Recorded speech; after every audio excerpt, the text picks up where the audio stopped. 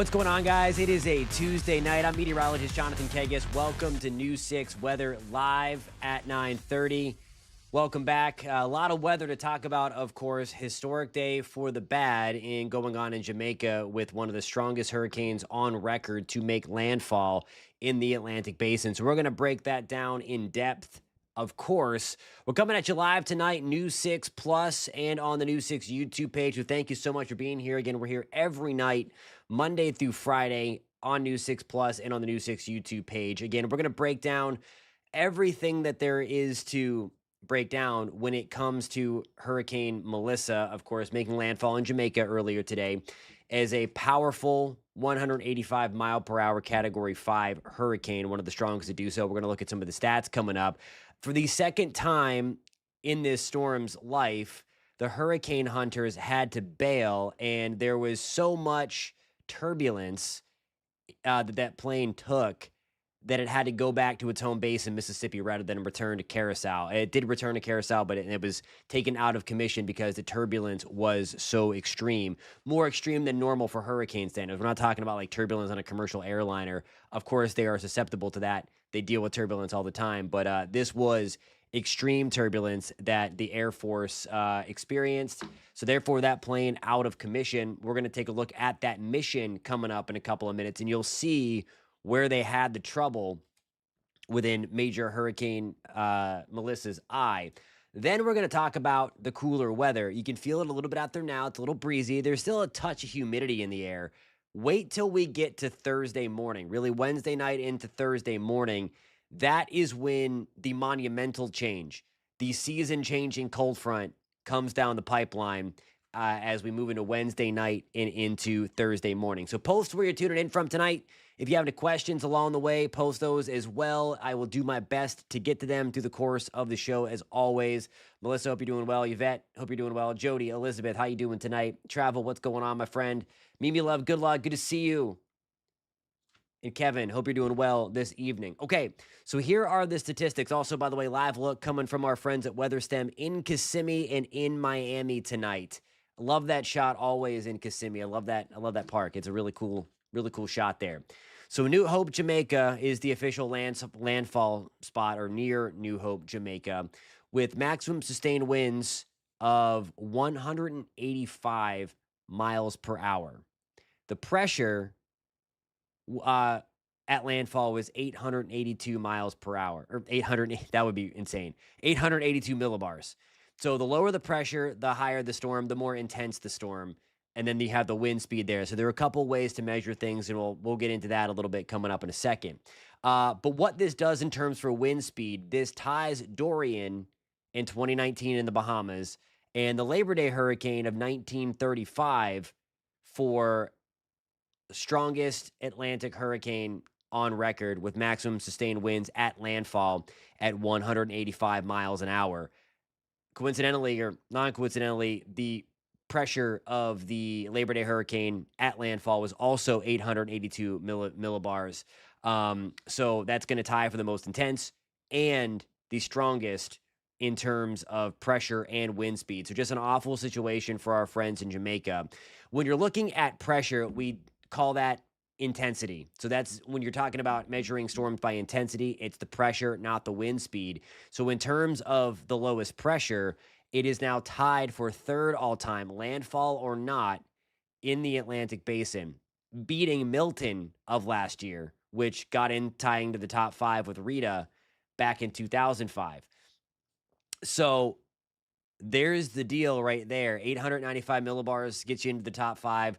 We bottomed out with Melissa at 892 millibars, again, tying us for third place for the most intense hurricanes on record. Gilbert in 1988, 888 millibars, so more intense. That was post-Jamaica. That's when it got to be on the stronger side. That was post-Jamaica, even more strong than when it made landfall. And then, of course, the buzzsaw, the ridiculousness that was Hurricane Wilma with its record-setting rapid intensification, getting to 882 millibars right now.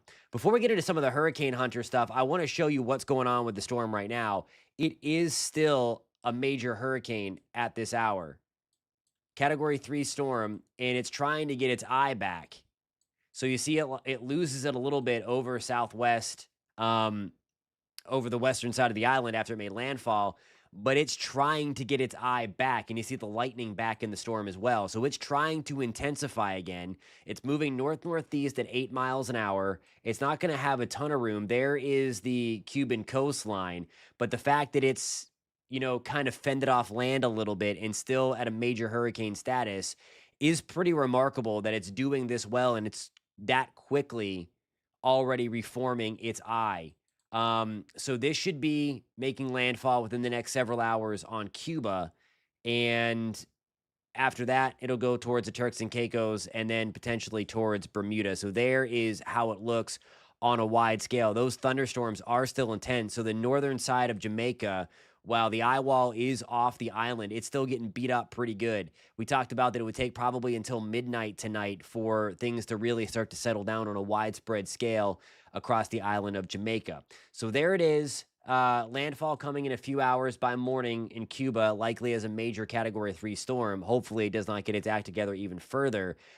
Expected again, it is the Hurricane Center in a way, expecting it to intensify again into a Category 4 storm by 2 o'clock in the morning with winds of 140 miles an hour. So they are certainly expecting it to intensify. That satellite presentation that I just showed you would also argue for that, since we do have the lightning back around the eye wall and trying to build back its eye again. Not great, obviously. This is a remarkable storm, no matter how you slice it. It does not get more perfect from a satellite meteorological standpoint than this when you're looking at a tropical system. So I mentioned earlier that the hurricane hunters had a little bit of trouble. So I'm pausing this here. This is from early this morning. The timestamp is 8:15. So this is not in real time. We are fortunate to get all of the data from the hurricane hunters right into our weather computer. And crazy thing we saw on their message that the Hurricane Center and hurricane hunters put out, that they had to send this plane back to its base in Biloxi, Mississippi. They're based out of Keesler Air Force Base. They've been hanging out in Curacao for a while, closer proximity to the storm, so they can get data. They can go in and out quicker. So what I'm showing you here is typically with these hurricanes, they do what they call an alpha pattern, where they go in the eye and then they go through another quadrant and then come back, and it looks like kind of several triangles that kind of go around the eye. As you see here, there's like a little bit, there's a little circle in the eye, and then they go out. So what happened here is they punched through the eye wall. They met up with severe turbulence, enough that, per their standards, that they had to take the plane out of commission for inspection. But in here, it appeared based on Twitter, from another Air Force reservist that flies through these things. He had mentioned that also back in Hurricane Ian, on a flight that he was in, the eye wall was too sound for them to punch back through it. It was too strong to punch back through it. And what that means is how they kind of fly through these thunderstorms within the hurricane. The meteorologist on board is looking at the on-flight radar to kind of find, okay, here's the tower of the thunderstorm. We're going to go to the left. We're going to bank to the right. We're going to do this to get through. There was no clean opportunity to do that. The eye wall was so intense that the thunderstorm wall was just absolutely insane. And this is what happens. Now, the spinning of the plane is not the plane spinning in real time. It's just a sped up version. So the plane circled the eye wall for a little bit of time, and then it finally found a spot where it could get through, and then it got out of Dodge, went back to Curacao, and then that was it. Joe Lee is asking, was that the P3? That was the Air Force WC-130. So that was the C-130 from the Air Force. Yesterday, though, one of the NOAA P3s also had to bail because the turbulence was so intense. Just insane. You'll also notice at the top of the screen there, peak flight level winds of 206 miles per hour. So that's what they encountered at that same time again. And you see there, the eye was just coming on shore. That's with the surface winds at 185 miles per hour. absolutely insane. The only other time that I personally ever heard, it may have happened, got sketchy reports, and maybe that happened in Helene. But I've heard of that happening in Ian as well. That's one of the first time they used their uncrewed systems, the drone. The turbulence was so bad that they released the drone out of the belly of the plane. They got to safety, and the drone measured winds at the surface of 200 miles an hour in Hurricane Ian. We all know how mean that intensification was post Cuba and then right before Florida. That thing exploded. I have not seen widespread damage yet. I've seen bits and pieces of video. So I have not seen widespread stuff, and I would imagine none of us have seen anything from the hardest hit areas because everything's likely offline, for sure. So just a terrible situation, but that's the story from the hurricane hunters that is just nuts. And those men and women, they're the craziest, bravest people. We need their data, or else we can't forecast these things. So hats off to them for risking their lives, literally. And I'm very, very thankful that they got out safely in a very dangerous situation. But it's not every day that the hurricane hunters have to bail. Alrighty, guys, I have to get my first break in. Coming back, we are going to talk about the cool down coming to Florida. If you like the crisp air, you haven't seen anything yet. What's going on tonight? This is just a little morsel of the cool down that's coming. We're going to talk about how chilly it gets coming up in just 3 minutes.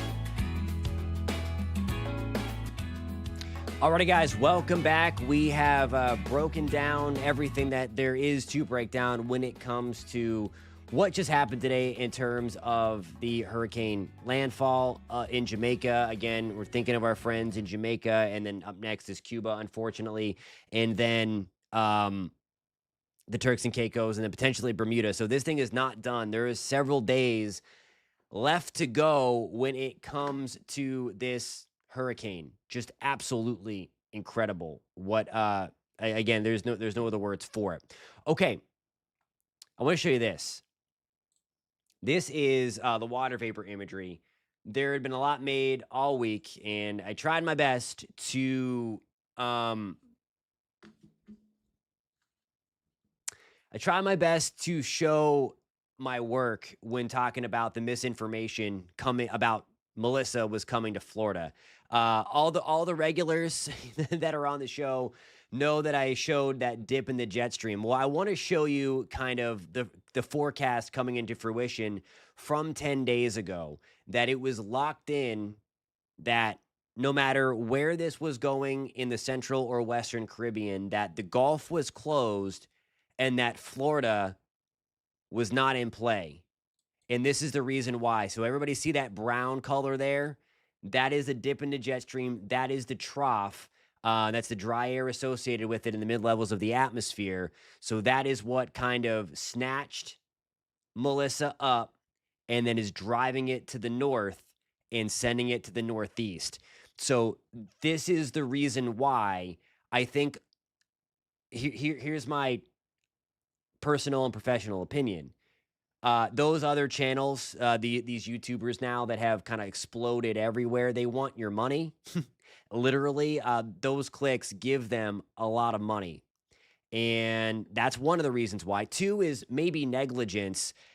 The models were all over the place. Maybe there's just a lack of understanding of how those models work.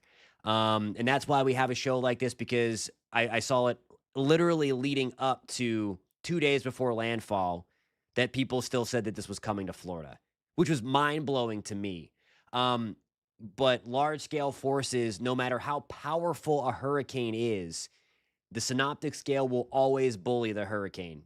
And that's what it's doing now by lifting it and steering it away. So I wanted to show you that drier air, that more comfortable air, if you're in the state of Florida, that you are feeling. That is what protected us from Hurricane Melissa. If that was not there, this likely would have gotten itself into the Gulf and did kind of an Ian type thing or a Wilma type thing with the track. So, but that trough was there. And unfortunately, it had to hit somewhere in southwest Jamaica, was getting hit. There is another cold front on the way. Right now, it's back into Texas, slicing through central Louisiana right now. And that is working its way across the North Gulf Coast. And by the way, as I continue the soapbox for one more second, and I'll go on that on the official end of hurricane season, because I have never been more frustrated or upset with people in my entire life than this hurricane season. And I'm so ready for it to end. And I'm starting to get into it prior to the end of hurricane season. But just the exploitation and just the sharing of rogue model runs has just gotten out of hand.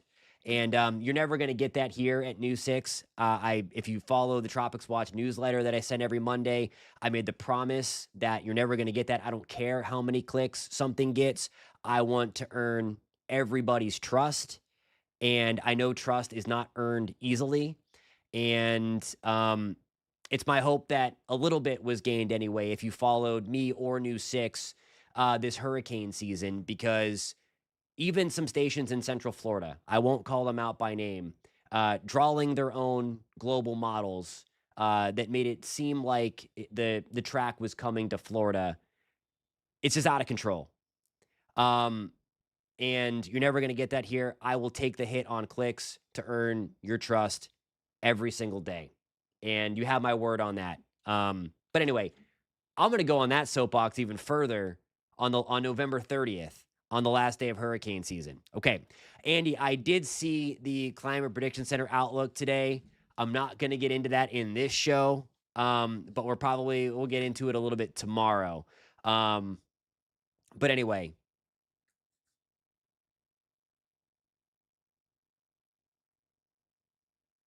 so that second cold front, I lost my train of thought.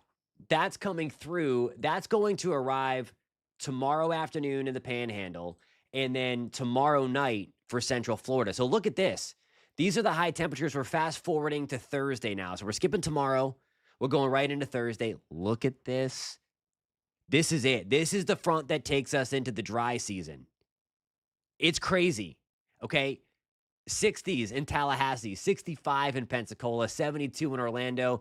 Miami, we are missing out just a little bit on this one, at least on Thursday, but then it pushes further south as we move through the day on Friday. Miami, if I have anybody tuning in from South Florida, everybody gets this front. 60s still in Jacksonville, Tallahassee, Pensacola, Vero Beach, we're at 72. Naples, we're coming in at 75. Miami, we are at 78. If you like the crisp weather, you're going to love the next couple of days. By the way, Central Florida and North, waking up in the 40s and 50s on Halloween morning. This front means business. Not in terms of any kind of rain or storms, but for the window opening weather. You can give the AC an extended break. That starts Thursday morning and stays with us through at least the first few days of November. Alrighty, guys, I have to get my second break in. I will be back in just 3 minutes, and we can have a short Q&A. Thanks for being here tonight. I really appreciate you guys tuning in.